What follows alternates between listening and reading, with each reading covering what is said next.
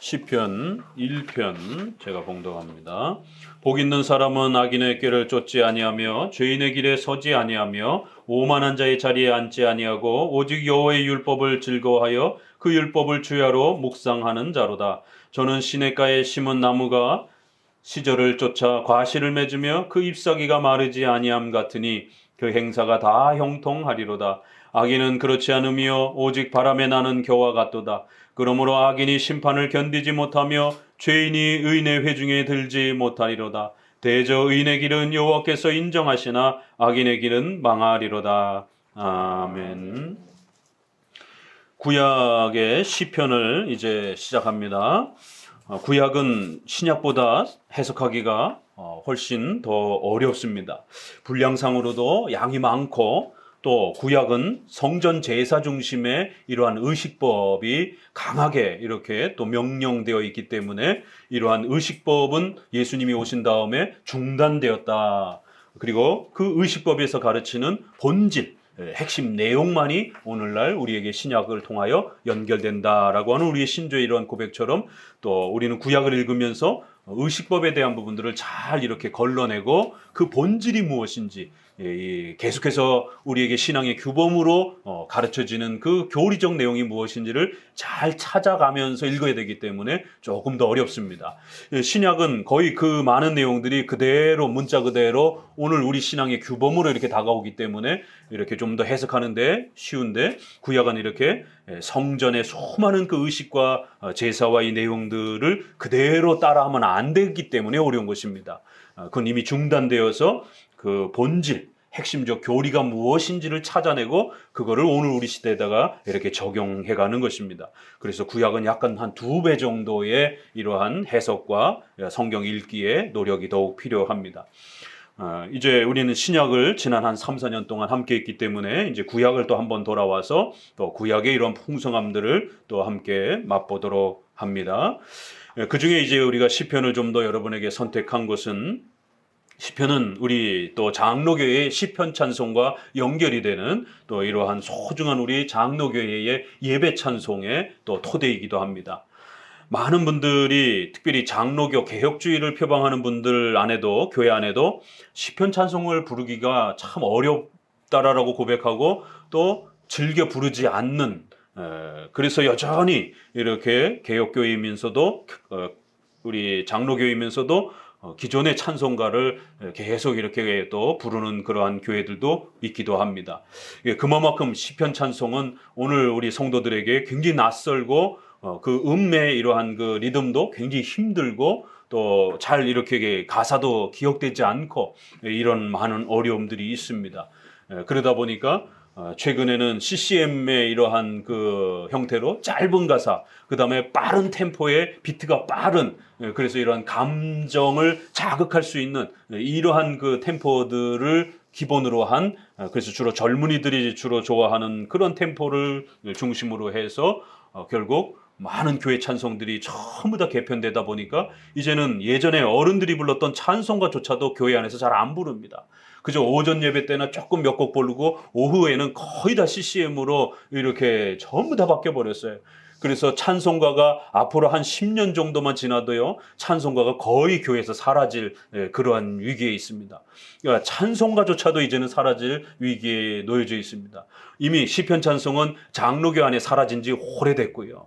그래서 우리의 교회 헌법에도 분명히 이 시와 찬미와 이렇게 이러한 표현들을 가지고 시편 또 그다음에 찬송가 이렇게 구별을 해서 교회 헌법에 이렇게 불러야 된다라고 구별을 해줄 정도로 시편 찬송이 교회의 장로교회의 예배 찬송으로 이렇게 법적으로 정해져 있을 정도로 이렇게 중요한 규범인데도 불구하고 부르지 않다 보니까 다 잊어버렸어요. 그래서 꼭 이 시편 찬송을 또 회복하기 위해서라도 우리가 시편을 다시 한번 자세히 또 배워가면서 시편을 잘 이해하고 깨달아야 시편 찬송으로 접근해 갈 수가 있습니다.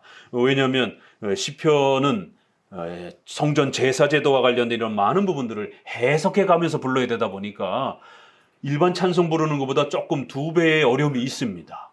왜냐하면 성전이라든가 제사라든가 이런 거를 사모한다라고 했을 때 그걸 오늘 우리가 그대로 사모하는 형태로 가지고 올 수는 없는 것이죠. 성전이 없으니까 오늘 우리 시대는. 그러다 보니까 시편 찬송을 부를 때는 그 시편 찬송에서 말하는 제사법과 의식법에 대한 부분들을 이렇게 걸러내면서 거기에 있는 교리를 생각하면서 불러야 되다 보니까 또 해석, 리듬도 낯선데 해석까지 또 이렇게 해야 되다 보니까 시편 찬송이 불러도 은혜가 되질 않는, 그 의미가 도대체 이게 뭔 의미인가도 이렇게 헷갈리는, 리듬도 헷갈리는데 가사의 내용도 헷갈리는, 이러다 보니까 점점 시편 찬송이 장로교 안에 사라져 버렸고 결국 미국도 그렇고 우리나라도 그렇고 시편 찬송을 잃어버린 이러한 참으로 슬픈 아픈 또 이러한 또 교회 현실들을 보게 됩니다.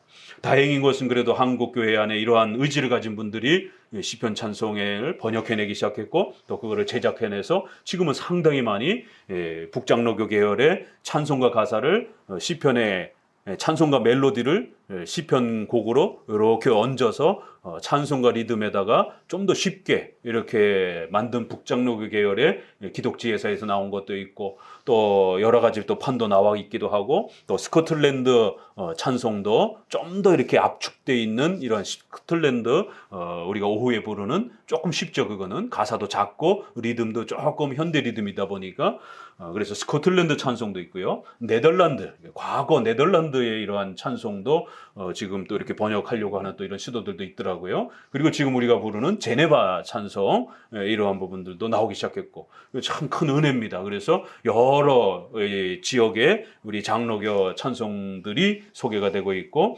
또 성도들이 이제 많은 분들이 또 유튜브라든가 이런 부분에 또 노래를 잘하시는 이런 분들이 또 이렇게 노래를 불러주기도 하고 그래서 우리가 이렇게 즐겨 평상시에 또 이렇게 들을 수 있는 또 이러한 많은 또 좋은 또 도구들이 주어졌습니다.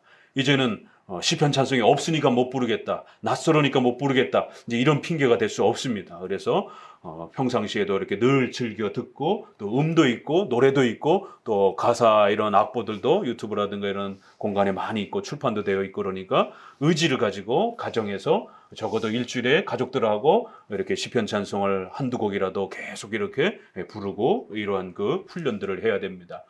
어른들만 낯설지 아이들은 낯설지 않습니다.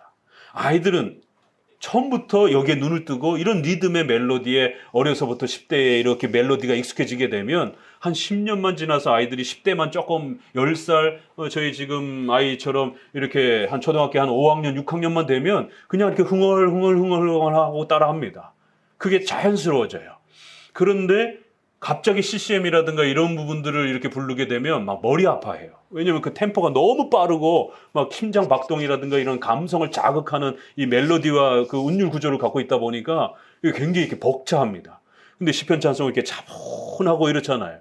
그러니까 벌써 10대 정도만 지나도 저희 아이들도 이렇게 예전에 연합 뭐 이렇게 행사 같은 데에 있어서 가게 되면 그런 데서는 막 템포 빠르고 막 북을 두들게 되고 막 이러니까 막 머리가 막 둥둥둥둥 막 혼동 이게 막 어지러워서 뭐 아이들도 그러더라고요. 그래서 이렇게 차이가 나는구나. 근데 이제 어른들은 찬송가와 CCM에 너무 익숙해져 있어서 그게 수십 년 동안 그 멜로디가 몸속에 이렇게 그 녹아들어 있기 때문에 이게 낯선 거예요. 이게 멜로디가 이렇게 부딪히면서 즐겁게 들어오질 않는 것입니다. 시편 찬송은 철저하게 우리의 감정과 감성을 이렇게 억제시키면서 가사를 귀에 들어오도록 그래서 가사를 통해서 교리가 우리 마음속에 새겨지도록 원칙 자체가 그렇습니다. 그렇기 때문에 빠른 템포와 이렇게 과격하게 멜로디를 이렇게 높낮이를 이렇게 또 반음의 이런 부분들을 너무 이렇게 과도하게 사용하지 않는 단조 계열의 이러한 부분들을 기본으로 하는 거예요. 그래서 얼핏 들으면 장송곡 같이 이렇게 무겁게 이렇게 느껴질 수 있지만 그게 원래 시편 찬송을 제작했던 목적이고 의도입니다. 그래서 우리 초대교회 때부터 예수님과 사도들이 불렀던 것도 시편 찬송이고 그 이후로 초대교부 500년 동안도 어거스틴의 이러한 많은 교부들의 글들을 보게 되면 시편 찬송을 불러왔고 또 중세 시대가 아무리 타락했어도요 시편 찬송을 지켜왔습니다. 다만 그레고리안 찬트 때문에 이제 조금 다른 형태의 곡들이 이제 이렇게 들어오기 시작했지만 그래도 기본 전제는 시편송을 기본 전제로 하고 조금 다른 그레고리안 찬트 형태의 이런 형태가 보강이 된 것뿐입니다. 그리고는 종교개혁을 통해서 신속히 다시 한번 이렇게 또 시편 찬송이 회복이 된 것입니다. 오늘 우리만 안 부르고 있을 뿐인 것이에요. 그건 바로 존 웨슬레와 찰스 웨슬레 때문에 화인 크로스비라든가 이러한 결국 영국의 경건주의의 부흥운동이 일어나면서 시편 찬송을 따분하고 고리타분하다고 그러면서 교회 안에서 싹 버렸고 그 다음에 빠른 템포의 이러한 가사가 짧은 이러한 부흥을 이렇게 또 이끌어간다 이러면서 결국 엄청난 찬송가 형태가 제작이 됐고 그 찬송가가 지금까지 모든 교파를 다 이렇게 지배하면서 더더구나 오순절파가 형성이 되면서는 더 빠른 템포의 CCM 형태로 이렇게 또 찬송가 역사가 확 뒤바뀌어 버린 것입니다. 그래서 우리가 시편은 구약 전체의 중심입니다.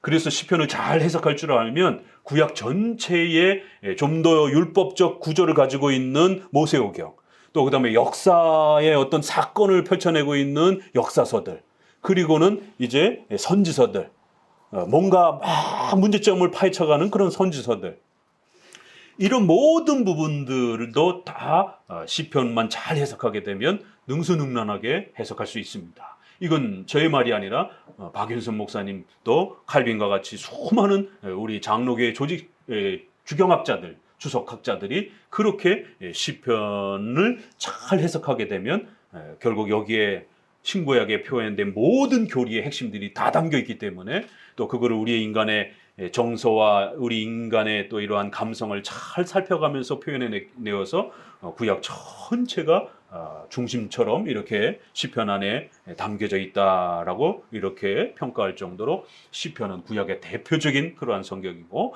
또 그래서 또 이거를 음으로 또 음률의 구조력을 갖추고 있기 때문에 또 교회의 예배 찬송으로 또 그렇게 구축해 준 것입니다. 그래서 시편만 잘 해석해도 또 시편을 내 이런 교리들을 마음속에 노래를 통해서 잘만 간직해도 기독교의 근본을 지킬 수 있다라는 그러한 신념을 가지고 종교 개혁을 지켜왔던 것입니다.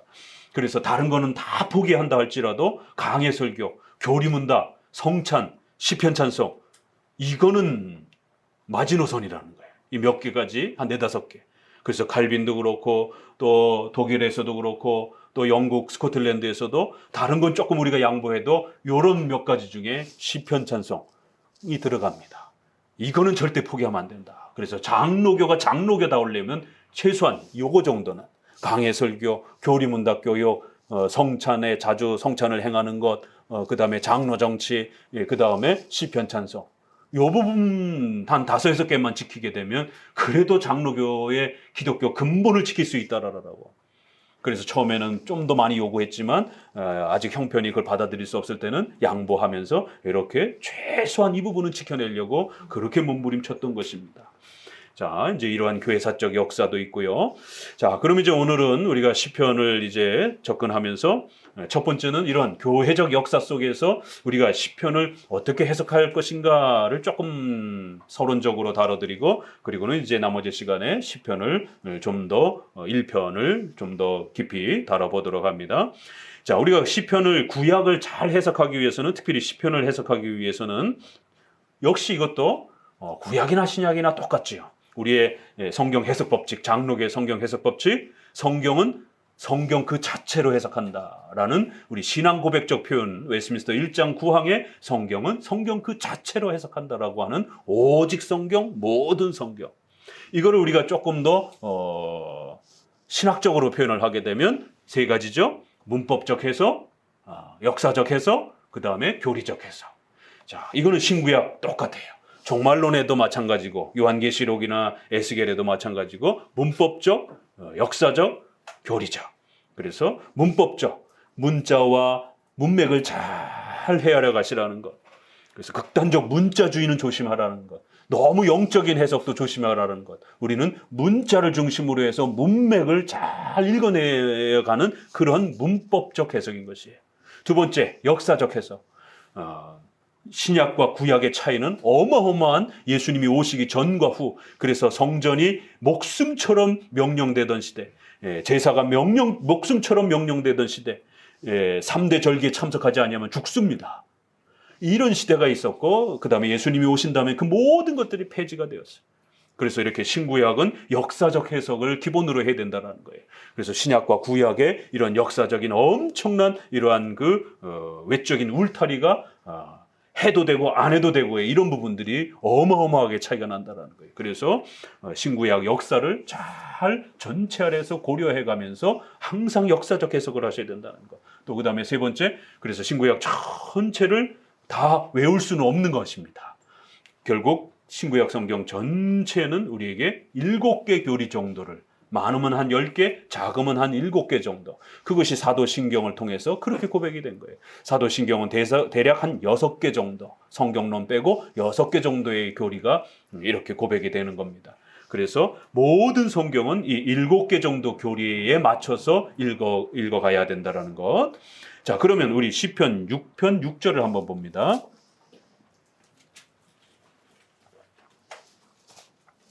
6편 6절을 보시면 먼저 문법적 해석 6절을 같이 읽어봅니다. 내가 탄식함으로 눈물로 내 침상을 띄우며 내 요를 적시나이다. 그러니까 시편은 우리가 시를 쓸 때 어때요? 아주 압축해서 씁니다. 그렇죠? 시는 많이 말을 하는 게 아닙니다. 아주 압축해서 한마디로 이렇게 표현하는 게 시잖아요. 그러다 보니까 시편은 너무 많이 압축이 돼 있어요. 그래서 그 단어와 문장을 우리가 일반 글 읽듯이 그냥 그거를 바로 이렇게 읽어내게 되면 굉장히 위험해질 수가 있습니다. 압축되어 있는 표현이기 때문에 이 압축된 표현이 무슨 의미인지를 신구약 전체를 통해서 잘 헤아려 봐야 돼요. 또 비유, 상징, 이 시를 쓸 때는 직접 말을 하지 아니하고 이렇게 우회를 해서 이렇게 다른 어떤 동물이라든가 자연을 통해서 비유로 이렇게 내 마음을 표현하는 경우가 참 많습니다. 역시 히브리어로 인간의 글로 기록이 되었기 때문에 구약의 시편의 이러한 부분도 역시 그런 식으로 비유와 상징과 은유와 이런 부분들이 상당히 많습니다. 그렇기 때문에 그걸 문자 그대로 이렇게 읽어내면 또 굉장히 조심해야 되는 것이에요. 우리가 문법적 해석에는 이렇게 많은 문법의 이러한 문학적인 이러한 도구들, 비유, 상징, 또 압축, 또 여러 가지 이러한 부분들을 잘 고려해 가시면서 읽어야 됩니다. 또 그 중에 과장법. 이거는 과장법이죠. 어떻게 울어서 자기 침대를 띄울 수가 있습니까? 아무리 평생을 365일을 울어도요, 이렇게 침대를 띄울 만큼 자기 방 전체를 눈물로 채울 수는 없습니다. 이건 과장법이에요. 그러니까 그만큼 슬프다는 얘기지, 이거를 성경에 있으니까, 성경에 어디 있어? 성경에 여기 있네? 눈물로 우리 방을 채울 때까지 회개해야 된다. 이렇게 회개하라! 이러면 큰일 납니다. 그러면 그렇게 회개할 사람 아무도 없습니다. 그러니까 이런 부분은 과장법인 거예요. 이런 거는 많이 슬프다라는 얘기구나. 우리가 복음서에서도 너희가 한쪽 눈이 범죄하면 그 눈을 파내고 한쪽 눈만 갖고 천국에 들어가라. 손이 범죄하면 한쪽 손이 범죄하면 그 손을 잘라내고 차라리 한쪽 손만 갖고 천국에 가는 게 낫다. 이렇게 아주 죄가 얼마나 무서운지를 이야기하면서 팔과 다리를 잘라낼 정도로 죄와 싸워야 된다라고 하는 이러한 표현을 씁니다. 이건 과장법이에요. 그렇다고 해서 죄 질 때마다 팔을 잘라내라고 문자 그대로 읽어내게 되면 딱 4번밖에 없는데 팔다리가, 그럼 우리가 죄를 4번만 짓습니까? 심각하죠. 그래서 성경에 어디 있어? 이런 식의 극단적 문자적인 접근은 굉장히 위험한 겁니다. 오늘날 한국교회 안에 수많은 이단들, 또 세대주의, 또 교회 안에서 일어나는 수많은 그러한 소위 종교적인 이러한 폭력들, 또 많은 이러한 폐단들은 대부분 다 이런 극단적 문자지. 봐라, 성경에 이렇게 기록되어 있지 않습니까? 그러니까 우린 성경대로 따라해야 된다. 이런 식의 극단적 문자주의의 이러한 방식들은 성도들의 삶과 교회 전체 신앙을 망가뜨릴 수 있는 것입니다. 문법적 해석은 소중한 겁니다. 그러나 극단적인 그런 형태로 접근하면 상당히 위험해지는 거예요. 시편 42편 1절에도 하나님이여 사슴이 시냇물을 찾기에 갈급한 같이 내 영혼이 주를 찾기에 갈급하나이다. 아주 유명한 우리가 많이 들었던 찬송에도 있고 아주 기억에 많이 나는 그러한 시편 구절이죠. 그러다 보니까 이제 이러한 구절을 목사님이 설교를 하면서 그러니까 사슴은 이제 아주 열심히 물을 찾습니다. 두 번째, 사슴은 물을 찾는데 아주 끝까지 찾습니다. 사슴은 밤낮으로 이렇게 잠을 안 자고 물을 찾습니다. 사슴은 설교 다 끝나고 난 다음에 성도들이 사슴 전문가가 됐어요. 그러니까 이게 사슴을 너무 많이 이야기를 하는 거예요. 현대의 동물학 개념으로 사슴의 이런 아주 상세한 부분들을 너무 많이 얘기를 해주는 거예요. 그러면 이 42편의 이 사슴을 기록할 때는 이 저자가 오늘 우리 시대의 동물 해부학처럼 그렇게 사슴을 깊이 들여다보진 못합니다. 왜냐면 고대니까. 고대에 그런 동물 해부학이 어디 있어요. 그저 낙타나 사슴이 일반 동물보다는 굉장히 물에 민감하고 물을 잘 찾는다라는 거. 그리고 물 없으면 금방 또 이렇게 사슴 같은 경우는 죽는다라는 정도. 그 정도만 이렇게 알아도 되는 거예요. 고대는 그 정도 지식밖에 없는 겁니다.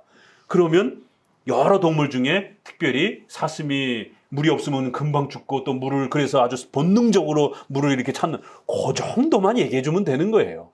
그런데 이 시편 해설을 하면서 뭐 사슴의 뭐 특징은 어떻고 사슴의 어떤 습성은 어떻고 뭐 이러면서 쭉 나열을 하면 결국 42편을 통해서 하나님을 깨닫는 게 아니라 아 사슴은 참 뛰어난 동물이구나 이렇게 끝나버리면 큰일 난다라는 것이죠.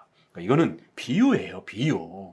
그래서 사슴이 그렇게 물에 아주 민감한 것처럼 우리 성도들은 하나님을 찾는 데에 그렇게 민감하라라고 하는 결론은 뒷문장이지 앞문장이 아니란 말이에요. 그래서 이런 문법적 해석을 할 때 상당히 조심하셔야 됩니다.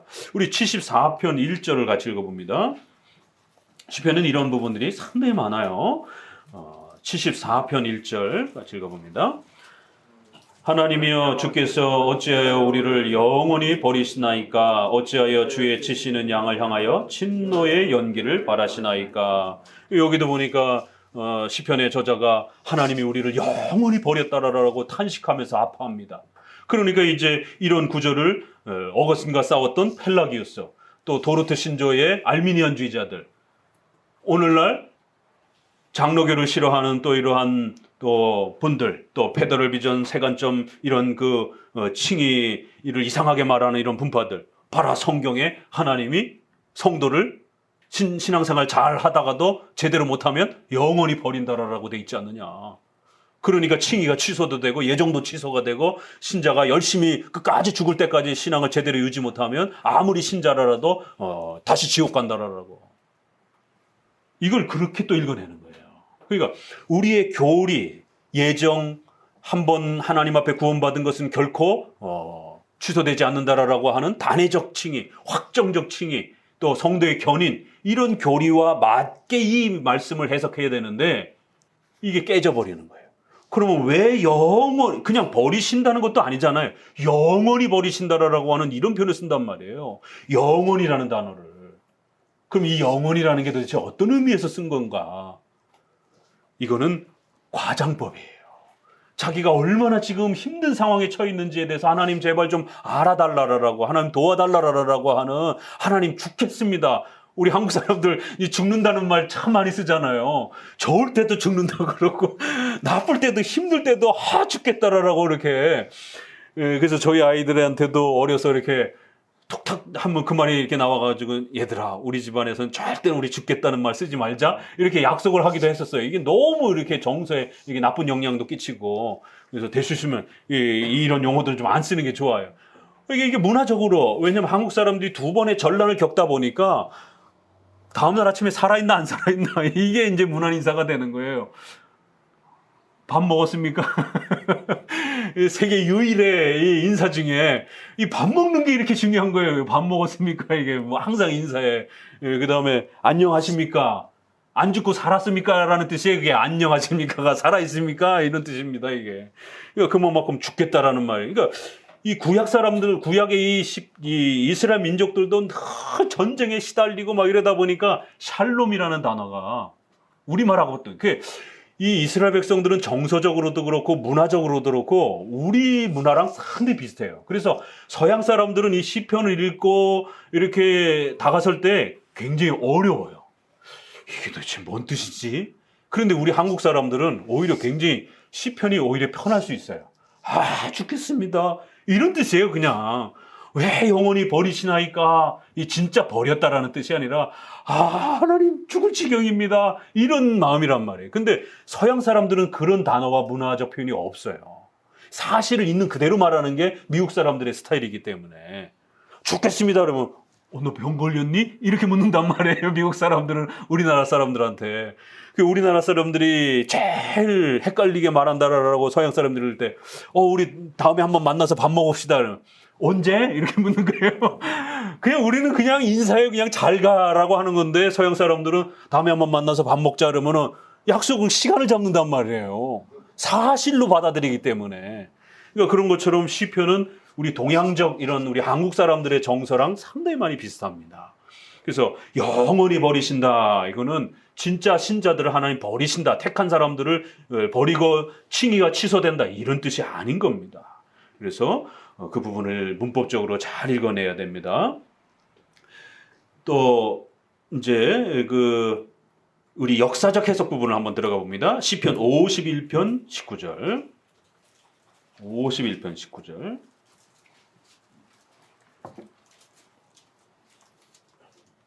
같이 읽어봅니다. 그때에 주께서 의로운 제사와 번제와 온전한 번제를 기뻐하시리니 저희가 숫소로 주의 단에 드리리이다. 84편 10절에도 보면 주의 궁정에서 한 날이 다른 곳에서 첫날보다 나은즉 악인의 장막의 거함보다 내 하나님 문지기로 있는 것이 좋사오니. 이렇게 구약은 성전 제사를 사모하고 성전을 사모하는 이런 표현들이 굉장히 많아요. 또 120편 이후로는 그 성전송이라고 찬양송이라고 할 정도로 성전에 나아가서 제사하고 예배드리면서 부르는 그런 찬송들입니다. 그래서 악기와 수많은 그 구약의 다윗의 성가대라든가 이런 그 여러 가지 악기를 동원하고 또 제사의 이런 구조를 갖추고 이러면서 그 예배송으로 드려집니다. 그러니까 이러한 부분을 우리가 찬송을 부르면서 오늘날 제사를 우리가 드립시다. 오늘날 성전에 나아갑시다. 이렇게 생각하고 부를 수는 없는 겁니다. 바로 이러한 성전은 오늘 우리의 예배를 말하는 거예요. 오늘 우리의 성전은 예수 그리스도가 참된 성전이고 성도들이 성전인 겁니다. 고린도서에 있는 것처럼. 그렇기 때문에 여기서 성전을 사모한다 이럴 때는 우리 성도들은 뭘 생각하면서 불러야 돼요? 우리 한마음교회 가서 유영교회 가서 예배드리는 게 얼마나 즐거운가. 이런 개혁교회 우리 이런 성경적 예배를 지켜가는 이러한 예배적 질서 아래서 우리가 예배드리는 게 얼마나 기쁜가. 이런 걸 사모하면서 이 찬송을 부르는 거예요. 우리 성도들과 함께 예배드리는 게 얼마나 즐거운가. 이런 걸 사모해야 되는 겁니다. 짐승을 잡고 막 이걸 생각하시면 안 됩니다. 그래서 역사적 해석을 이렇게 조심하셔야 된다는 거. 그 다음에 137편 8절을 읽어봅니다. 137편 8절. 여긴 좀 더 무시무시한 이제 이런 또 얘기가 나옵니다. 시편에 저주시가 있어요. 남을 막 저주하는 이러한 저주시가 있습니다. 137편 8절을 같이 읽어봅니다. 여자 같은 멸망할 바벨론아 내가 우리에게 행한 대로 내게 갚는 자가 유복하리로다. 내 어린 것들을 반석에 메어치는 자는 유복하리로다. 좀 무서운 그런 저주죠. 우리가 바벨론에 잡혀올 때 어떻게 잡혀왔느냐? 시드기야가 자기가 살아있는 동안 자기들 눈앞에서 부모들 눈앞에서 귀족들의 아이들을 갖다가 산채로 땅바닥에 패대기를 쳐가지고 죽이고 그리고는 또 귀족들의 눈들을 시드기야 왕의 눈도 다 파내가지고 쇠고랑에 채워서 개처럼 끌고 갔습니다. 아주 참혹하게 그렇게 모욕과 심판을 받았습니다. 그러니까 137편에는 바벨론 강변에 앉아 울었도다 이러면서 포로로 끌려가면서 그 바벨론에 들어가서 울면서 하나님을 생각하면서 하나님 우리가 이렇게 잡혀왔습니다. 제발 이 바벨론을 벌해 주십시오. 언젠가는 하나님의 무서운 심판을 통해서 우리가 당했던 것처럼 저들의 자식들을 전부 다 땅바닥에 패대기 쳐서 죽이시옵시고 또 다른 저주시에 보게 되면 그들의 아이들은 어미의 뱃속에서 다 죽게 하고 굶어 죽게 하고 또 낙태가 되게 하시고 또 산모들도 다 죽게 하시고 이거 무시무시한 이런 저주시들이 쏟아져 나옵니다. 그러다 보니까 과거의 부흥사들이 자기 말 안 듣는다라고 이걸 악용해가지고 결국 내 말 안 들으면 다리 몽둥이 부러지고 암이 걸리고 막 이런 식으로 성도들을 협박하는 그런 구절로도 이 시편을 많이 악용하는 이런 일들을 보게 됩니다.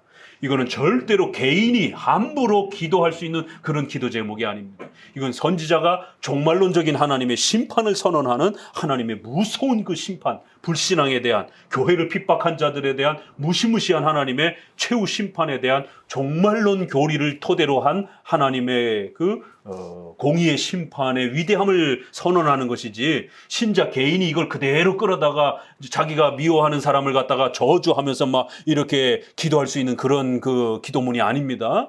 그래서 여러분이 시편 137편을 찬송하실 때는 미워하는 사람을 생각하시면 안 되고 하나님의 공의와 의를 생각하면서 종말론적인 최후 심판이 얼마나 무서운 것인지 종말론을 생각하시면서 이 찬송을 이렇게 부르셔야 되는 것이에요.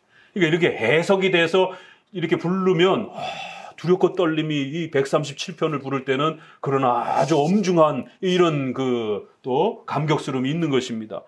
그런데 이걸 해석하지 않고 부르게 되면 자기 미워하는 사람을 막 공격하면서 막 이렇게, 성경은 오른뺨을 맺으면 왼뺨을 돌려대고 겉옷을 달려면 속옷까지 주면서 그렇게 크리스찬의 사랑과 희생을 베풀으라고 그랬는데, 구약에는 또 이렇게 원수를 갚듯이 또 막 이렇게 돼 있다 보니까 이게 그럼 어떻게 해야 되는 건가 그러면, 이런 부분들은 바로 종말론적인 심판의 경고이지 절대로 개인의 그러한 기도와 이러한 부분을 사용하면 안 됩니다.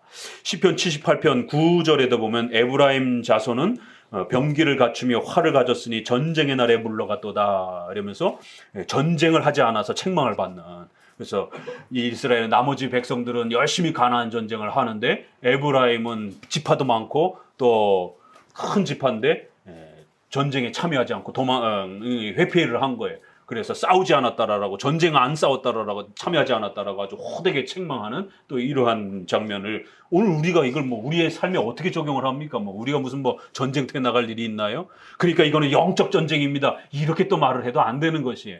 이거는 바로 이스라엘이 가나안 땅을 점령하는 바로 그 역사를 이해해야 되는 거예요. 가나안 땅은 바로 천국을 의미하는 그런 하나의 상징으로서 그렇게 주신 것이기 때문에 그 의미 아래에서 이렇게 해석하면서 또 우리가 접근을 해야 되는 것입니다. 자, 이처럼 역사적 해석 조심하셔야 되고요. 또 그 다음에 교리적 해석은 이런 모든 가르침들이 전부 이렇게 7대 교리 하나하나를 우리에게 결론적으로 연결을 하는 것입니다. 자, 그래서 우리가 어거스틴과 칼빈을 통해서 이 구약을 해석할 때 유명한 말이 있습니다. 구약은 신약 아래에서, 신약은 구약에 기초해서. 이게 아주 유명한 말입니다. 그래서 우리는 항상 구약을 읽을 때에 특별히 히브리서에서는 구약의 이런 모든 제사와 의식법들이 개혁할 때까지만 맡겨둔 것이라. 히브리서 9장.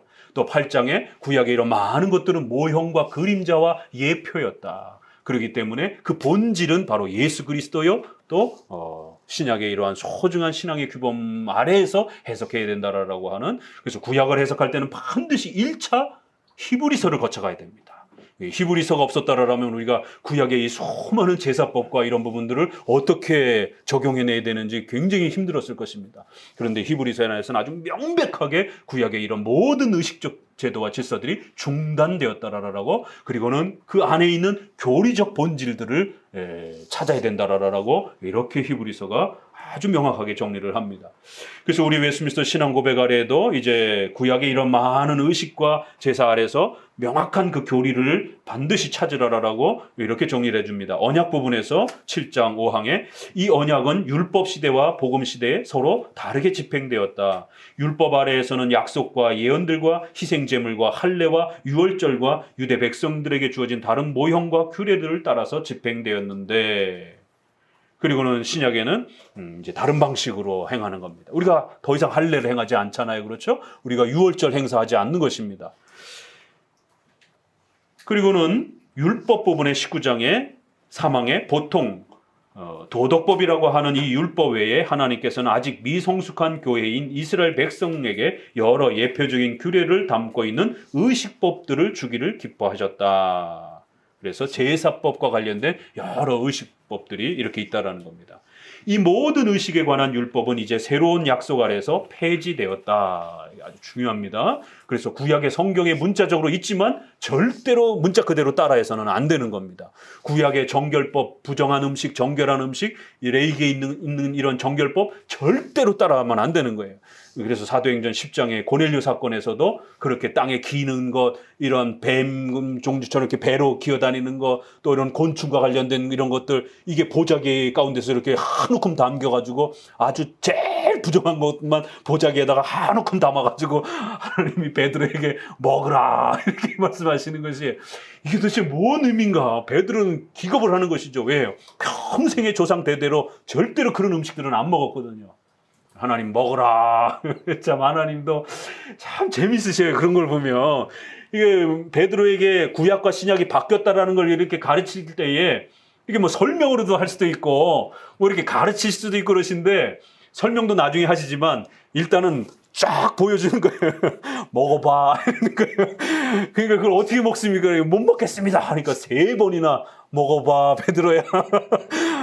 그러니까 나중에는 하나님이 이제 깨끗하다라고 선언했으니까 먹어도 괜찮다라는 거예요. 과거에는 먹지 말라라는 거예요. 그러나 이제부터는 하나님이 깨끗하다라고 하니까 먹어도 괜찮아. 이렇게 참 자상하시고 그 베드로의 당혹스러움을 이해해 주시면서 이렇게 구약과 신약이 이제는 바뀌었다라고 하는 이런 엄청난 변화를 이렇게 사도행전도 우리에게 선언해 주는 것입니다.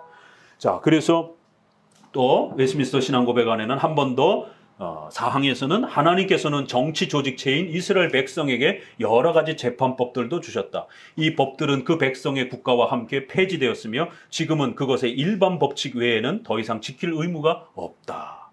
구약에는 또 제사법뿐만 아니라 그 제사법과 의식법을 어기게 되면 처벌을 해야 되잖아요. 그러니까 교회적 처벌이 아니라 국가적 처벌을 하는 거예요. 그래서 돌로 때려 죽이고, 안식일을 지켜야 되는데 안식일날 어떤 사람이 나무를 하러 가다가 발각이 됐습니다. 에이, 그까짓 거 무슨 뭐 대수냐 이러면서 안식일날 일하러 갔습니다. 눈에 띄었어요. 잡아왔어요. 어떻게 됩니까? 하나님, 돌로 때려 죽여라. 아주 극형으로 처하라는 거예요. 돌로 때려 죽이면 금방 안 죽습니다, 사람이. 불에 태워 죽으면 사람이 금방 안 죽어요. 그래서 가장 무서운 형벌들입니다, 이게. 중동에 아직도 있어요. 그래서 사람을 세워놓고 돌로 이렇게 다 맞으면서 그 고통을 겪으면서 죽는 겁니다. 이래서 가장 무서운 그러한 국가법에 이러한 극형으로 처벌하도록. 만약 오늘날 이렇게 주일날 안 지키고 여러분 주일날 어디 볼일 보러 가시고 그렇다면 잡아와 이렇게 해서 돌로 때려 죽고 막 이러면 큰일 나죠. 그렇게 되면 실정법으로 살인죄, 폭행죄로 목사가 구속이 될 수 있는 것입니다. 이거 오늘 우리 시대는 이걸 적용할 수가 없다라는 것이에요. 그래서 구약에는 이런 국가와 교회가 하나로 유지되는 그런 시대였기 때문에 이런 국가의 형벌법을 함부로 오늘 우리 시대에 적용하면 큰일 납니다. 그래서 이런 재판법, 국가법 이러한 부분들은 금지됩니다. 왜냐하면 이제 모든 세상의 이러한 이방인들까지 포함해서 교회가 새롭게 국가랑 분리되어지는 신약의 이러한 또 하나님의 놀라운 변화를 우리에게 주셨기 때문에 구약처럼 이렇게 국가와 교회가 하나처럼 되어가지고 전쟁도 교인들이 나가서 하는 거예요. 그렇죠? 그렇기 때문에 구약에 있는 이런 부분들을 그대로 끌어다가 막 적용을 하게 되면 구약의 그 수많은 전쟁 명령들을 갖다가 오늘 우리 성도들이 어떻게 수행합니까?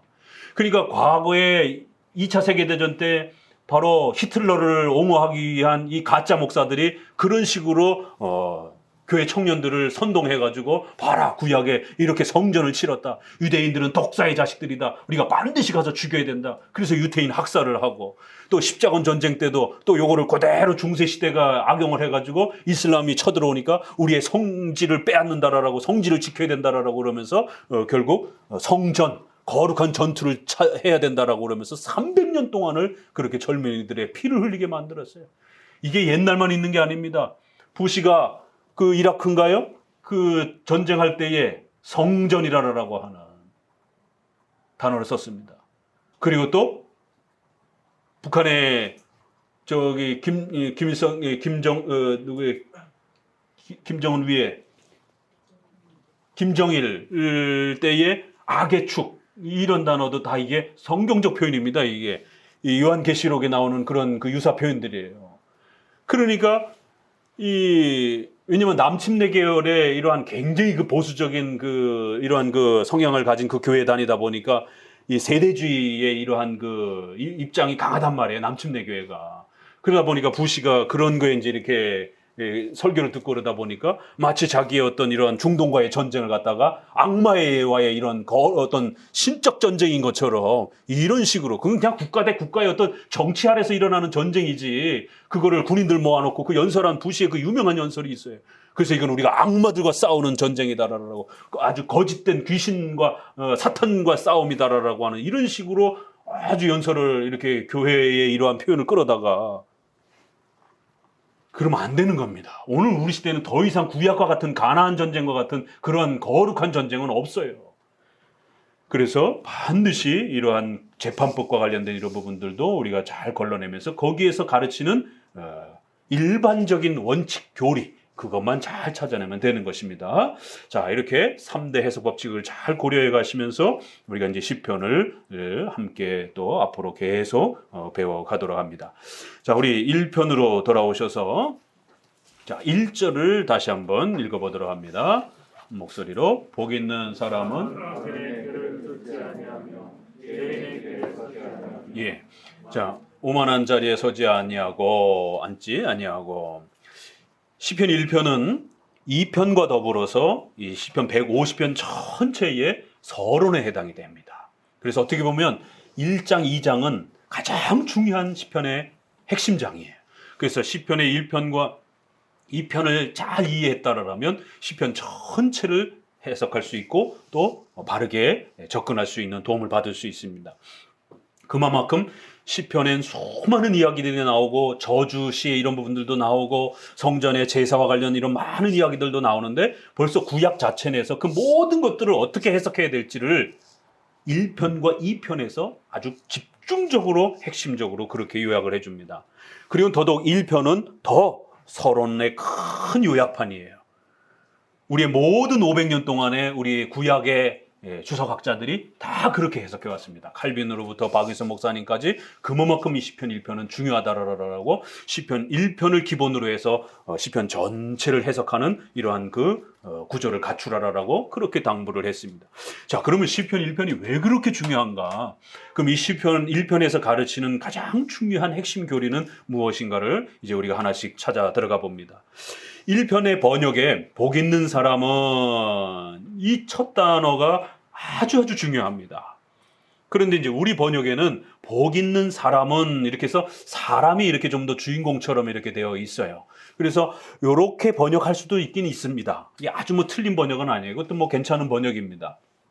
그러나 이것을 조금 더 상세하게 번역하게 되면 복이여라고 하는 감탄문적인 그러한 단어가 좀 더 이렇게 분리되는 게 더 좋습니다. 그래서 복과 사람을 이렇게 구별해서 복이여라고 하는 감탄문 형태로 이렇게 표현하고 이제 그 사람은 어떻게 살아야 되는가 악인의 길에 쫓지 아니하고 이렇게 나아가는 거예요.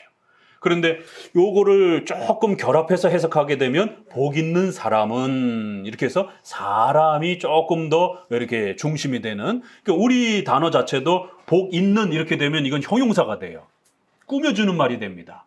그리고 사람 이게 명사가 돼서 사람이 주어가 됩니다.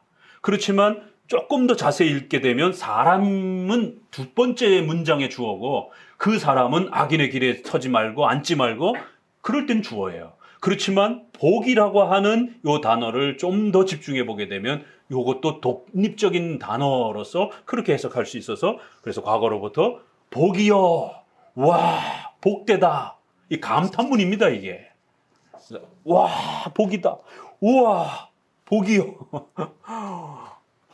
이러한 그 복의 어마어마한 감탄적인 그러한 표현으로서 첫 문장을 강력하게 이렇게 외치면서 와 복되도다 그 복이 무엇인지 이제 설명해 가는 것입니다. 자, 그러면 이제 우리의 궁금점은 이 복이 도대체 뭘까? 왜 이 시편은 첫 문장에 수많은 이야기를 할 수 있는데 그 중에 가장 핵심적으로 와 복이요 라고 그냥 한마디로 그 어마어마한 신구약의 교리를 이 시편의 엄청난 150편의 이 모든 이야기를 그냥 한마디로 했어요. 와, 복이요.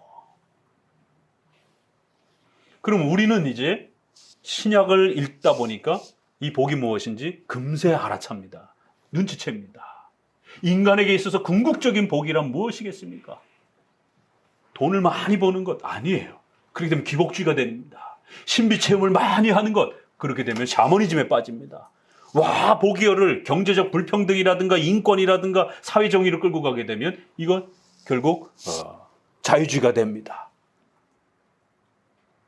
복이요라고 하는 이 감탄하는 이 감격스러운 이 복은 뭐겠습니까? 죄인된 인간에게 있어서 가장 어마어마한 궁극적인 복은 죄사함 받고 예수 그리스도를 믿는 것. 이게 복인 거예요. 네. 그래서 이 시편 1편은 시편이 가르쳐 주려고 한 그 복의 본질을, 복의 핵심을 설명이 아니라 시니까 이렇게 멋있게 표현하는 거예요.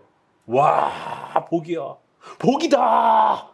뭔 복을 받는데요? 돈 많이 줍니까? 이렇게 생각하시면 안 되는 거예요. 복이다. 복이요. 여러분 제발 이 소리 들으세요. 복입니다. 그래서 신약도 복음 이렇게 표현하잖아요. 복된 소식. 이게 뭐가 복된 소식입니까? 부자가 되는 것, 정치적으로 또 신비 체험하는 것, 이 기독교가 이렇게 망가지는 겁니다. 결국 그 복음은 예수 그리스도를 믿고 의지하면서 우리가 죄사함 받아 의롭게 되어지는, 그래야 하나님 앞에 자녀가 되는 이 영광스러움, 이 신칭의의 이 위대함이 우리의 궁극적인 복인 것입니다. 자, 성경 읽어봐 봅니다. 어디를 읽어보시느냐 하면 16편 2절을 같이 읽어봅니다. 비슷한 표현들이 복과 관련해서 이렇게 많이 소개가 됩니다. 16편 2절 같이 읽습니다. 내가 여호와께 아뢰되 예, 여기도 조금 더 이제 시편이 전진돼 가니까 뭐라고 표현합니까? 주밖에는 나의 복이 없사옵나이다. 여기 첫 문장에서 도대체 이 복이 뭘까? 많은 궁금점을 이제 우리에게 던집니다. 그러면서 시편은 이제 계속해서 그 복을 설명해 가는 거예요. 그럴 때에 뚜렷하게 이제 표현되는 이런 16편에 주님을 소유하는 것, 주님을 아는 것, 주님을 신뢰하는 것, 주님과 함께 하는 것, 이게 진정한 인간의 복입니다. 절대로 기독교를 기복주의나 번영주의나 또 사회 정치적인 인권이나 이러한 경제적인 이러한 평등이라든가 정치적인 자유라든가 이런 식으로 교회를 끌고 가면 큰일 납니다. 이건 인간의 진정한 복이 아니에요. 오직 하나님을 소유하고 하나님을 알고 하나님을 의지할 수 있는, 하나님과 교제할 수 있는 것이 진정한 복이다라고 복의 핵심을 이렇게 소개합니다. 자, 조금 더 넘어가셔서 24편 5절도 또 같이 읽어봅니다. 24편 5절 같이 읽습니다. 저는 여호와께 복을 받고 구원의 의를 얻으리니. 여호와께 복을 받았다라는 거예요. 근데 그 복이 뭐냐라고 하니까 여기서는 조금 다르게 표현하죠. 하나님으로부터 의를 얻은 것이다. 우리 인간은 죄인이에요. 그런데 그 죄인들이 의롭게 되어지는 것, 구약에서도 이렇게 하나님 앞에 의로움을 얻는 것이 아주 중요한 복처럼 이렇게 소개가 됩니다. 또 32편은 요거를 조금 더 아주 선명하게 표현합니다. 이게 구약의 이신칭이라고 할 정도로, 시편의 이신칭이라고 할 정도로 수많은 우리 구약 주석학자들이 이 부분을 구약의 이신칭의로 해석해 왔습니다. 32편 1절 2절 같이 읽어봅니다. 허물의 사함을 얻고 그 죄의 가리움을 받는 자는 복이 있도다. 마음에 간사가 없고 여호와께 정죄를 당치 않는 자는 복이 있도다. 내가 토설치 아니할 때에 종일 신음함으로 내 뼈가 쇠하였나이다. 주의 손이 주야로 나를 누르시오니 내 진액이 화하여 여름 가물에 마름같이 되었도다. 내가 이르기를 내 허물을 여호와께 자복하리라 하고 주께 내 죄를 아뢰고 내 죄악을 숨기지 아니하였더니 곧 주께서 내 죄의 악을 사하셨나이다. 우리의 죄를 고백하고 우리의 죄를 사함받는 것, 그래서 그 죄가 가리워지는 것, 그리하여 하나님으로부터 저주와 정죄, 지옥의 그 정죄와 형벌을 면하는 것, 이게 복이라는 거예요. 야, 이렇게 구약의 시편에 이신칭의의 그 핵심을 이렇게 멋있게 표현을 하는 거예요. 여러분 앞으로 시편 32편 부르실 때마다 그 이신칭의의 감격스러움을 기억하시면서 부르셔요. 이렇게 기가 막히게 이신칭의를 표현해냈습니다. 자, 우리 조금 더 넘어가셔서 84편 읽어봅니다. 12절, 84편 12절 읽어봅니다. 만군의 여호와여, 주께 의지하는 자는 복이 있나이다. 이렇게 성경은, 시편은 계속해서 전진해 갈수록 여호와를 의지하고 여호와 함께하고, 그리고 그 하나님이 주시는 그 의로, 바로 우리가 죄를 사함받고 그 하나님의 정죄를 면함받는, 사함받는, 바로 그래서 우리가 의를 얻게 되는, 바로 이것이 복이다라고 점점 더 명확하게 설명해 갑니다. 오늘 시편 1편은 이처럼 이제 앞으로 우리 부패한 인간이 하나님 앞에 지옥에서 영원히 벌받아야 될 이 인간이 하나님 앞에 가장 소중하게 얻을 수 있는 그 복이 무엇인지를 이제 펼쳐내 가려고 하는 것이에요. 그걸 신약에서는 바로 복음이다 이렇게 소개하면서 예수님이 마태복음 5장부터 7장까지 산상수훈이라고 하는 8복을 소개를 합니다. 심령이 가난한 자는 복이 있나니 의에 줄이고 이런 복이 있나니 하나님을 볼 것이요 천국이 너희 것이며, 거기도 보니까 복을 뭐라 그래요? 천국과 하나님의 나라를 소유하는 것. 그래서 그걸 갖고 싶어서 마음의 심령이 가난해지고 이렇게 목말라 하는 것, 그 복의 본질이 무엇인지를 팔복이다 이렇게 해서 우리가 또 신약에서도 이걸 그대로 받아서 소개를 합니다. 자, 그럼 우리가 더 거슬러 올라가 봅시다. 이 복이 최초로 나오는 게 어디예요? 창세기 12장. 우리 한번 읽어봅니다. 그래서 성경 전체를 우리는 이러한 그 흐름 아래에서 그렇게 읽어가는 것이에요. 12장 3절을 같이 읽어봅니다. 2절부터 읽어봅시다. 12장 2절. 바로 아브라함의 역사가 바로 이 역사였던 거예요. 같이 읽습니다. 내가 너로 큰 민족을 이루고 내게 복을 주어 내 이름을 창대케 하리니 너는 복의 근원이 될지라. 너를 축복하는 자에게는 내가 복을, 너를 저주하는 자에게는 내가 저주하리니 땅의 모든 족속이 너를 인하여 복을 얻을 것임이니라. 복의 근원이 될지라.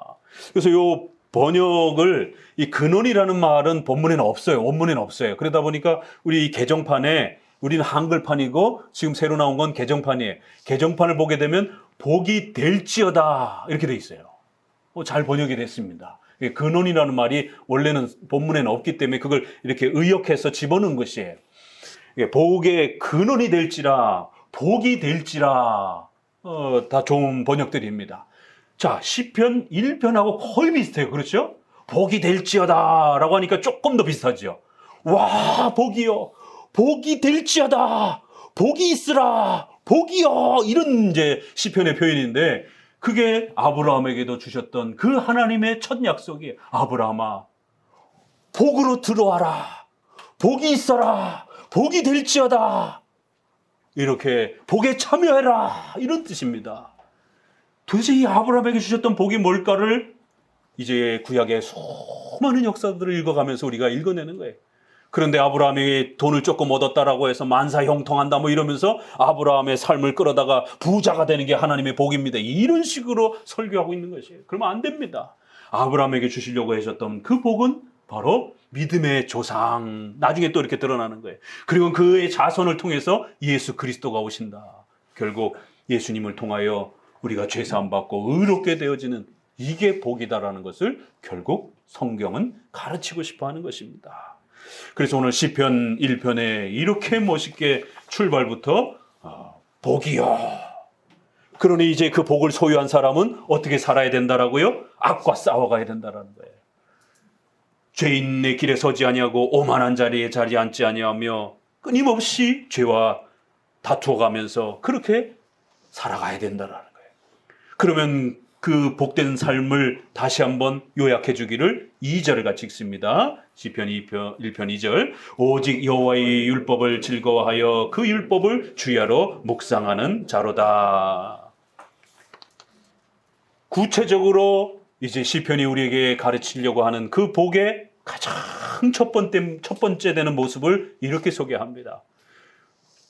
진정한 복은 하나님의 말씀을 가까이 하며 그 말씀을 통해서 하나님과 함께 살아가고 그 하나님을 배우며 하나님을 의지하고 살아가는 것. 그게 성경이 가르치려고 하는 첫 번째 복의 모습이라는 거예요. 그리고 이 편에 가서는 이 편 우리 한번 읽어봅시다. 이 편에는 지금 우리가 이야기 나누었던 그 내용이 조금 더 자세히 소개가 됩니다. 시편 2편 12절 같이 읽어봅니다. 그 아들의 입 맞추라. 그렇지 아니하면 진노하심으로 너희가 길에서 망하리니 그 진노가 급하심이라. 여호와를 의지하는 자는 다 복이 있도다. 그래서 시편 2편도 복이 있도다. 이렇게 또 다시 한번 선언하는 거예요. 그 복이란 뭐라고요? 하나님의 아들의 발에 입 맞추라는 것이. 이렇게 이게 시기 때문에 이런 거예요. 오늘 우리는 예수님을 눈으로 보거나 만질 수는 없으니까 그분의 발에 입 맞추고 이럴 수는 없는 겁니다. 그러니까 하나님의 아들의 입 맞추라 이 말은 예수님을 믿으라 이런 뜻이죠. 비유적으로.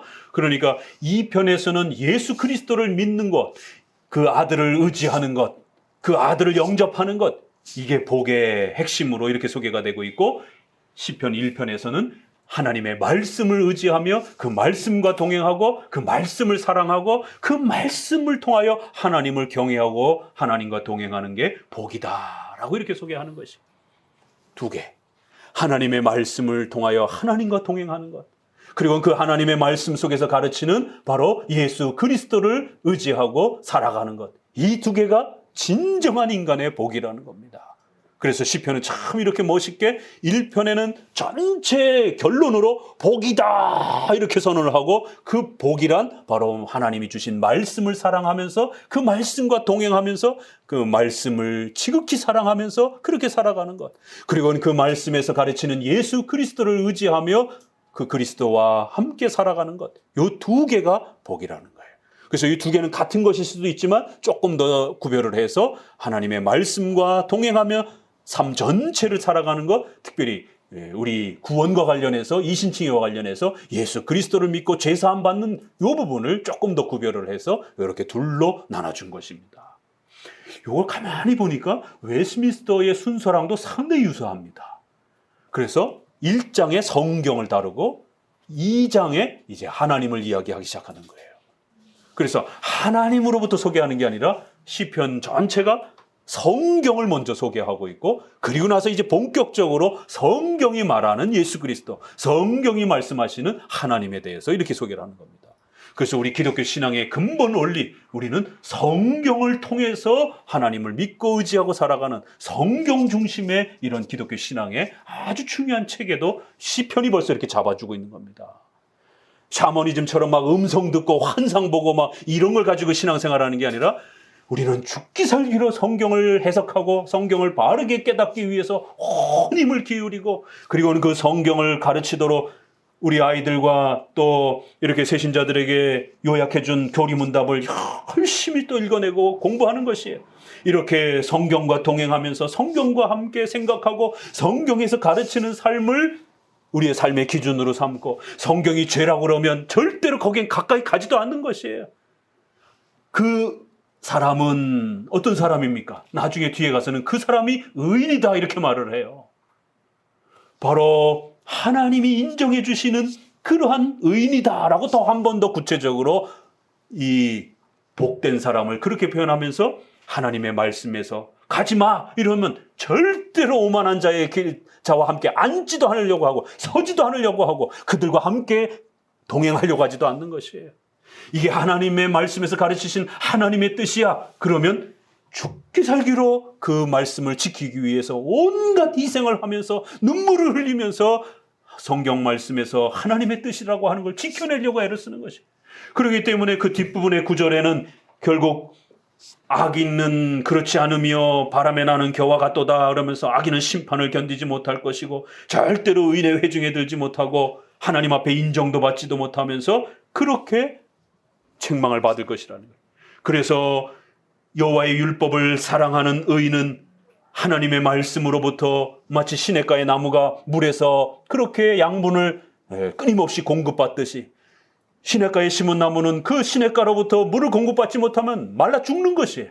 그런 것처럼 우리 복된 사람은 또 하나님으로부터 인정받는 그 의인은 어떤 사람이냐? 오직 하나님의 말씀을 매일매일 주야로 묵상하면서 그 말씀 때문에 울고 웃고 그 말씀 때문에 고통을 받기도 하고 또 수많은 행복감을 누리기도 하고 그렇게 말씀으로부터 끊임없이 영양분을 먹으면서 말씀이 가지 말라라면 그건 죄악된 길이라라고 하면 아예 서거나 앉거나 함께 동행도 안 하는 겁니다. 이렇게 시가 이렇게 멋있는 거예요. 하나님께서 원하는 길이라면 그 수많은 악인들이 마치 이렇게 잠깐 잘 되는 것처럼 또 악인들이 풍요해지는 것처럼 이렇게 보인다 할지라도 이 뒷구절은 그런 의미가 담겨 있는 겁니다. 악인은 그렇지 않으며 잠시 풍성한 것처럼 보이지만 바람에 나는 겨처럼 또 악인은 지금 잘 되는 것처럼 보이지만 언젠가는 반드시 하나님의 심판을 받을 것이라는 거예요. 그러니까 우리 크리스찬들이 잠시 잠깐 악인들이 잘 됐다고 해서 잠시 잠깐 악한 방법으로 부자로 살아가고 악한 방법으로 사회에서 성공하는 것처럼 이렇게 악인들의 그런 모습을 보면서 그거를 동경하거나 그거를 마음에 따라가려고 품거나 그러면 안 된다라는 겁니다. 하나님께서 금지시켰으면 절대로 거기 눈도 돌리지 말라라는 거예요. 발도 거기에 한 발짝 놓지 말라라는 거예요. 악인들은 잠시는 그렇게 풍성하게 살아갈 것 같지만 언젠가는 반드시 바람에 나는 겨처럼 불에 타 없어질 것처럼 하나님의 심판을 견디지 못하고 하나님 앞에 나올 수 없다라는 겁니다.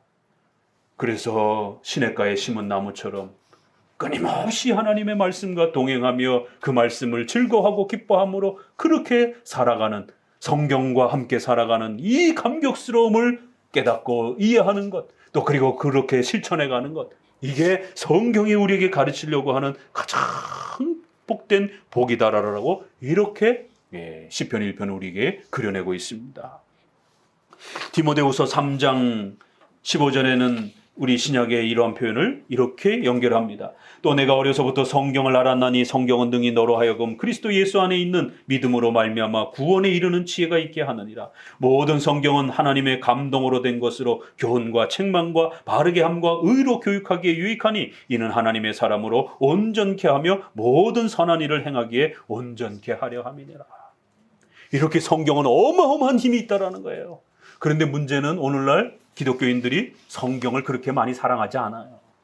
성경 없이도 신앙생활이 가능하다라고 이렇게 벌써 한국교회는 서양교회도 그렇고 성경 없는 신앙생활이 가능한 그런 시대가 되었습니다.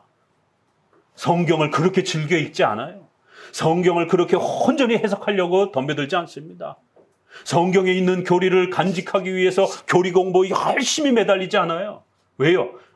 성경을 중심으로 해서 하는 신앙보다는 뭔가 체험하고 은사 체험하고 환상 보고 또 여러 가지 어떤 경험과 종교 체험들이 훨씬 더 중요하다라라. 성경 없이도 하나님을 만나는 그런 어떤 방법이 있는 것처럼 이렇게 신앙생활을 합니다. 그래서 성경 해석에 온 힘을 기울이지 않는, 그리고 윤리와 관련된 많은 부분에서도 결국 성령의 음성을 들었다고 그러면서 자기 나름대로 판단하지 성경이 십계명에서 가르치는 그러한 소중한 윤리의 기준들을 붙잡고 그걸 해석해내기 위해서 몸부림치고 이러지 않습니다. 더 이상 성경을 사랑하고 성경과 동행하면서 주야로 여호와의 말씀을 묵상해내면서 온 힘을 땀을 뻘뻘 흘리면서 그 우리의 삶의 윤리의 이 주제와 관련해서는 하나님이 뭐라고 말씀하시는가? 우리의 종교개혁 500년 동안의 이 주제와 관련해서 어떻게 하나님의 뜻을 해석해 왔는가? 관심이 없습니다, 별로. 그래서 이 시편 1편 우리에게 더욱더 엄청난 충격을 주는 겁니다. 오직 하나님의 말씀을 통해서 그 복으로 접근하는 겁니다. 말씀이 아니고서는 절대로 복으로 접근할 수 없는 것입니다. 이게 기독교의 신앙의 원칙인 거예요. 그래서 무지하면 그건 불신앙이라고까지 이야기를 하는 겁니다.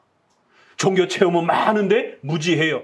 누가복음 16장에서처럼 죽었다 깨어나가지고 이런 경험을 해도요, 무지하면 그건 불신앙입니다. 성경을 통해서 예수님이 누군지, 하나님이 누구신지, 하나님의 뜻이 무엇인지를 헤아리지 못하면 그건 신앙이 아니라는 것이에요. 시편 1편도 이렇게 오직 여호와의 말씀을 즐거워하며 성도 여러분, 정말 즐거워하십니까?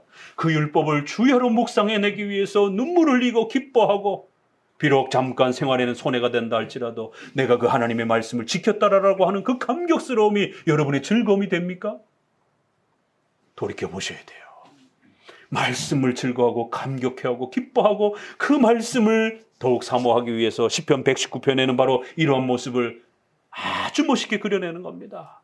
내가 입을 열고 헐떡거렸다 이렇게 표현하고, 또 그 말씀의 달기가 얼마나 달콤한지, 또 새벽이 이르기 전에 벌써 눈을 떠서 하나님의 말씀을 읽고 싶어서 잠도 아까운 것이에요. 과연 우리에게 이렇게 성경에 대한 이런 열정과 애달픔과 갈급함들이 과연 오늘 우리 시대의 성도들에게 있는가? 이건 참으로 심각한 도전인 거예요. 설교도 길다고 아우성하는 이런 시대에 성경을 읽는데 이런 힘을 기울이는가? 그런 시대가 아니라는 겁니다, 지금은. 그런데 성경은 거꾸로 우리에게 여호와의 율법을 사랑하고 하나님의 말씀을 즐거워하고 그 말씀을 통해서 하나님을 찾으라는 거예요. 오늘 시편 1편을 다시 한번 이렇게 정리하면서 시편 전체가 가르치려고 하는 그 복이 무엇인지, 또 그 복 중에 이제 첫 번째가 하나님의 말씀을 토대로 신앙생활하는 것. 그 말씀과 동행하며 그 말씀을 의지하면서 함께 살아가는 것. 이게 장로교 신앙이고, 우리가 왜 유독 개혁주의라고 하는 이런 독특한 교파의 신앙을 더욱 성경적이고 더욱 역사적이라고 고백하면서 쫓아가려고 하냐면, 바로 이 어거스틴과 칼빈과 웨스민스터로 이어지는 이 장로교, 이 개혁주의 신앙만이 그토록 성경을 해석하고 강해 설교하고 교리문답하고 또 그거를 온전히 그대로 또 지켜가려고 노래에도 시편 찬송을 그렇게 구축하면서 이걸 잊어버리지 않기 위해서 몸부림치면서 성경과 동행하는. 그래서 웨스민스터 1장 5항 6항에도 말씀과 함께 말씀으로 더불어서 역사하시는 성령의 인도하심을 통해서 우리는 신앙생활하는 것입니다. 참 멋있는 표현. 말씀과 함께, 말씀과 더불어 역사하시는 성령. 적어도 우리 장로교가 이해하는 성령은 그런 하나님이라는 거예요. 말씀 없이 역사하는 것, 이거 다 가짜라는 겁니다. 말씀 공부 안 하고 역사하는 성령의 역사들, 말씀 공부 안 하고 체험하는 수많은 성령 체험들, 이거 다 가짜라는 것이에요. 말씀과 함께, 말씀과 더불어 역사하는 성령만이 진짜 성령의 역사라는 것이에요. 그래서 성경에 눈이 띄어지고 성경 해석이 깨달아지고 성경을 읽다가 눈물이 뚝뚝뚝뚝뚝 흘리고, 방언이라든가 이런 은사체험 못해도 괜찮아요. 성경을 읽다가 설교를 듣다가 가슴이 미어지고 눈물이 흘려지고, 그 성경을 읽다가 십계명에서 이것이 하나님의 뜻이다라고 가르친 오늘 구계명의 거짓말과 이 정직의 차이를 깨닫고 그 정직함을 지켜나가기 위하여 몸부림칠 때에 희생을 하고 고난받는 것을 기뻐 여기는 이러한 삶이 그게 진정한 신앙의 삶이라는 것이에요. 그래서 여호와의 말씀을 주야로 묵상하고 즐거워하고 기뻐하며 감격해하는 그 말씀을 깨달았을 때 와, 부들부들 떨고 감격스러운, 그래서 밤잠을 설치고 그걸 누군가에게 막 말해주고 싶어하고 이런 떨림이 있느냐라는 거예요. 그래서 장로교 목사들은 성경을 붙들고 사는 거예요. 성경만 내가 더 깊이 깨달아서, 더 많이 깨달아서 우리 성도들에게 가르쳐줄 수 있다라면, 그래서 또 오늘도 성경을 부여잡고 히브리어, 헬라어 수많은 논문들을 읽어내면서 그 도서 책상에 앉아서 밤잠을 또 그렇게 헤아리는 겁니다. 그럼 우리 성도들은 그런 목회자들을 소중하게 여기면서 그로부터 나오는 하나님의 말씀의 해석들을 또 사랑하고 기뻐하면서 그 말씀의 또 내용들을 가지고 여러분의 삶 속에서 또 몸부림치면서 그렇게 살아가는 것입니다. 그러한 자들은 하나님께서 의인으로 인정하신다는 거예요. 하나님 앞에 인정받는 그런 복된 사람들이라는 것이. 오늘 시편을 시작하면서 이런 위대한 복을 마음껏 또 맛보신 우리 성도들 되시기를 주의 말씀으로 권면드립니다. 기도합니다.